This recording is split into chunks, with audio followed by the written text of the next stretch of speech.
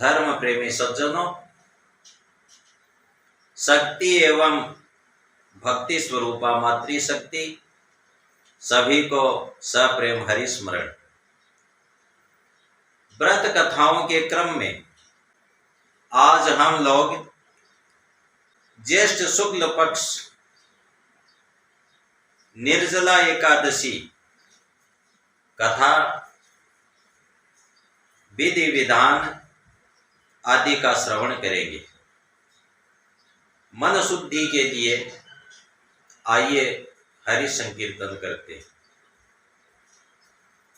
गोविंद जय जय गोपाल जय जय गोविंद जय जय गोपाल जय जय श्री राधा रमण हरि गोविंद जय जय राधा रमण हरि गोविंद जय जय।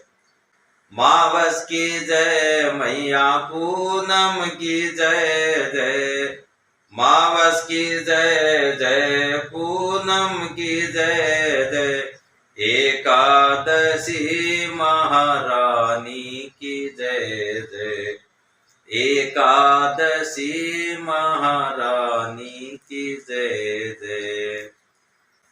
व्रत करने की इच्छा वाले नर नारी को दशमी के दिन मांस, प्याज तथा मसूर की दाल इत्यादि निषेध वस्तुओं का सेवन नहीं करना चाहिए।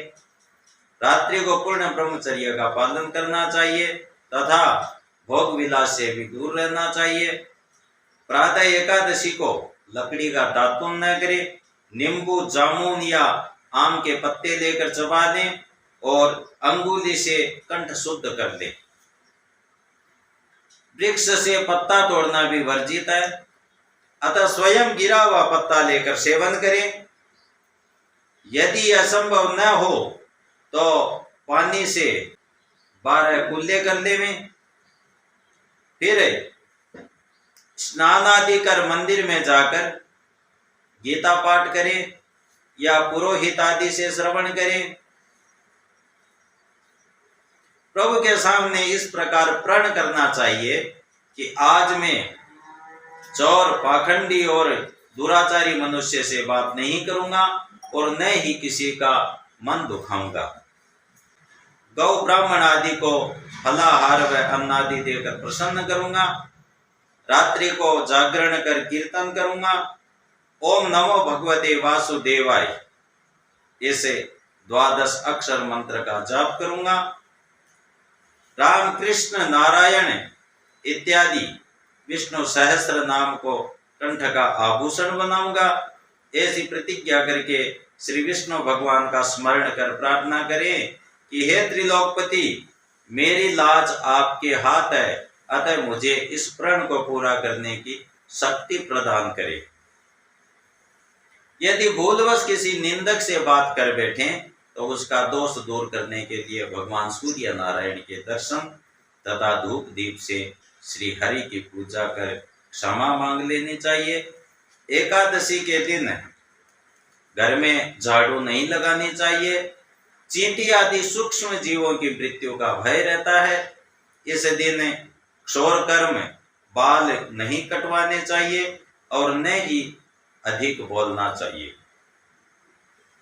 अधिक बोलने से मुख से न बोलने योग्य वचन भी निकल जाते हैं।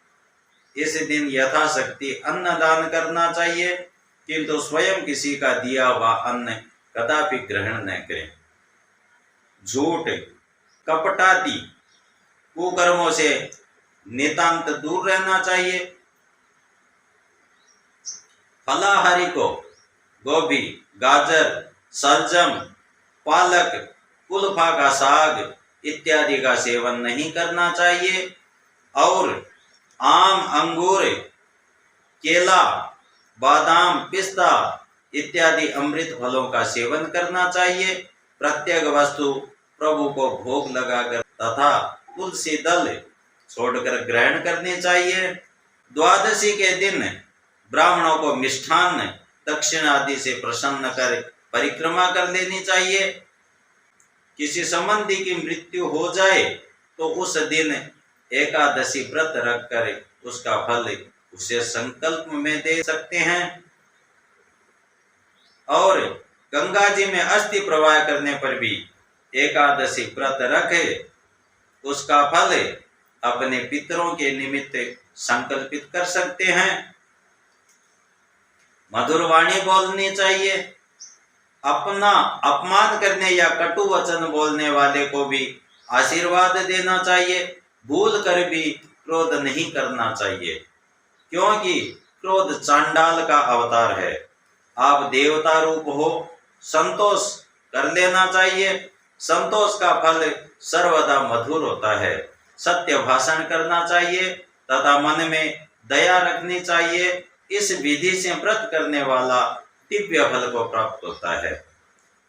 आइए हम लोग निर्जला एकादशी कथा का श्रवण करेंगे। 88,000 ऋषि मुनि बड़ी तन्मयता से एकादशियों की पापनाशक व रोचक कथाएं सुनकर आनंद विभोर हो रहे थे। अब सबने ज्येष्ठ मास के शुक्ल पक्ष की एकादशी की कथा सुनने की इच्छा व्यक्त की। तब सूत जी ने कहा, एक बार श्री भीमसेन व्यास जी से बोले, हे पितामह,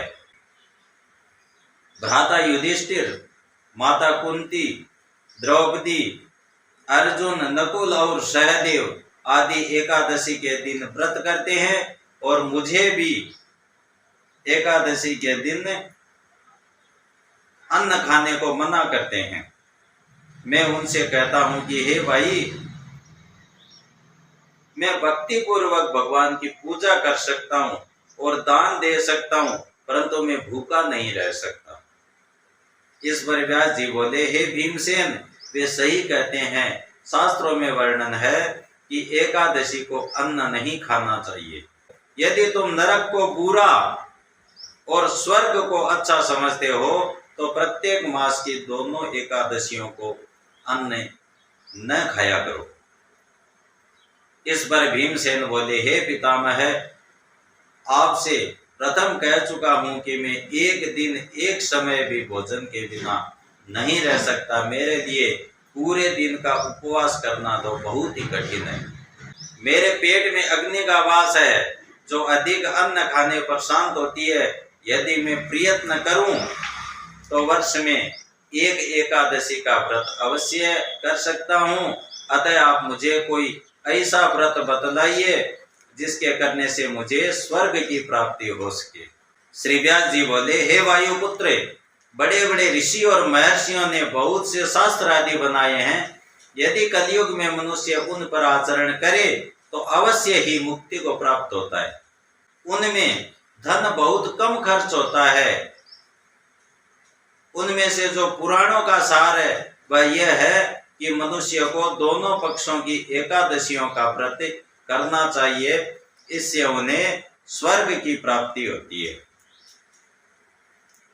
व्यास जी बोले, हे भीमसेन, कृष्ण और मिथुन संक्रांति के मध्य में ज्येष्ठ मास के शुक्ल पक्ष की एकादशी होती है।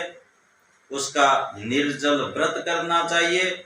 इस एकादशी के व्रत में स्नान और आचमन करते समय यदि मुख में जल चला जाए तो इसका कोई दोष नहीं है, लेकिन आचमन में 6 मासे जल से अधिक जल नहीं लेना चाहिए। इस आचमन से शरीर की शुद्धि हो जाती है। आचमन में 6 मासे से अधिक जल मद्यपान के समान है। इस दिन भोजन नहीं करना चाहिए। भोजन करने से व्रत नष्ट हो जाता है। यदि सूर्योदय से सूर्यास्त तक मनुष्य जलपान न करे तो उससे 12 एकादशी के फल की प्राप्ति होती है। द्वादशी के दिन सूर्योदय से पहले ही उठना चाहिए। इसके पश्चात भूखे ब्राह्मण को भोजन कराना चाहिए। तत्पश्चात स्वयं भोजन करना चाहिए। हे भीमसेन, स्वयं भगवान ने मुझसे कहा था कि इस एकादशी का पुण्य समस्त तीर्थों और दान के बराबर है। एक दिन निर्जल रहने से मनुष्य पापों से मुक्त हो जाता है। जो मनुष्य निर्जला एकादशी का व्रत करते हैं उनको मृत्यु के समय भयानक यमदूत नहीं दिखते, बल्कि भगवान विष्णु के दूत स्वर्ग से आकर उसको पुष्पक विमान पर बैठाकर स्वर्ग को ले जाते हैं। संसार में सबसे श्रेष्ठ निर्जला एकादशी का व्रत है। अतः यत्न पूर्वक इस एकादशी का निर्जल व्रत करना चाहिए। इस दिन ओम नमो भगवते वासुदेवाय इस मंत्र का उच्चारण करना चाहिए। इस दिन गौदान करना चाहिए। इस एकादशी को भीमसेनी या पांडव एकादशी भी कहते हैं। निर्जल व्रत करने से पहले भगवान की पूजा करनी चाहिए और उनसे विनय करनी चाहिए कि हे भगवान, आज मैं निर्जल व्रत करता हूँ, इसके दूसरे दिन भोजन करूंगा, मैं इस व्रत को श्रद्धा पूर्वक करूंगा, मेरे सब पाप नष्ट हो जाएं। इस दिन जल से भरा हुआ घड़ा वस्त्र आदि से ढककर स्वर्ण सहित किसी सुपत्र को दान करना चाहिए। जो मनुष्य इस व्रत के अंतराल में स्नान तप आदि करते हैं उनको करोड़ फल स्वर्ण दान का फल मिलता है। जो मनुष्य इस दिन यज्ञ होमादि करते हैं उसका फल वर्णन भी नहीं हो सकता। इस निर्जला एकादशी के व्रत से मनुष्य विष्णु लोक को जाता है।